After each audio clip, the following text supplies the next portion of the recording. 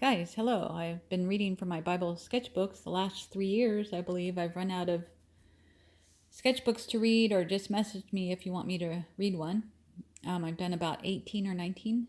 I'm on Psalms coloring book, and then maybe a Jesus coloring book, Numbers, but life has gotten real busy. But I found these books.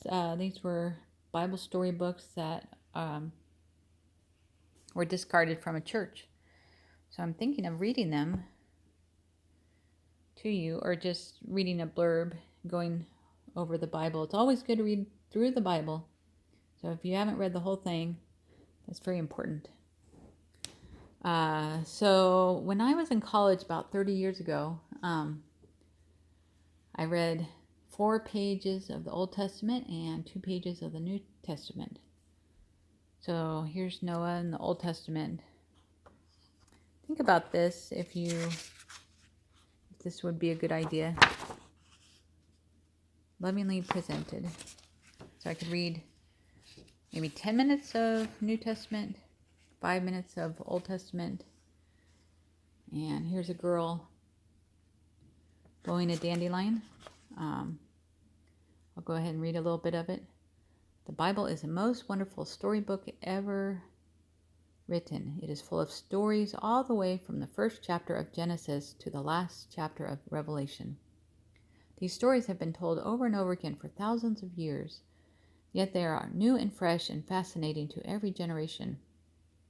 They need to be retold today so that the boys and girls of the 20th century may see their beauty and catch their inspiration. It is one of the strangest paradoxes of our time that just when the Bible is enjoying its widest circulation, millions of copies being sold every year, fewer people than ever seem to be reading it. Okay, we're right here. If you want to put on subtitles to follow along with me, you sure can. Because in countless homes, family worship and the reading of the Bible have been neglected, and parents themselves seldom open its pages. A whole generation is growing up with little or no knowledge of this wonderful book, and this is back in the 50s, about 70 years ago. Most modern children have heard little or nothing about the great Bible characters of ancient times, so familiar to their grandparents. Their heroes are not Daniel, Paul, and Peter, but Dick Tracy and Superman, a detective and superhero. They have never heard of the love of Jesus, and thus have been robbed of the greatest treasure their minds and hearts could possess. No wonder there is so much juvenile delinquency, youthful vandalism, and lawlessness. In the author's opinion, no greater contribution could be made to the welfare of society and the peace of the world than to lead children to love the Bible, to enjoy its stories, appreciate its teachings, adopt its standards, and find its God. In writing the Bible story, the author has tried not only to tell the dear old stories in language that boys and girls of today can understand, but also to reveal the golden thread which binds them, the love of God for the children of men, and his wondrous plan for their redemption.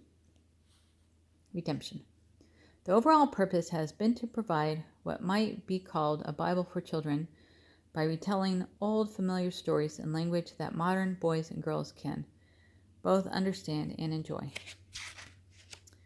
Okay, well, let's try this tomorrow.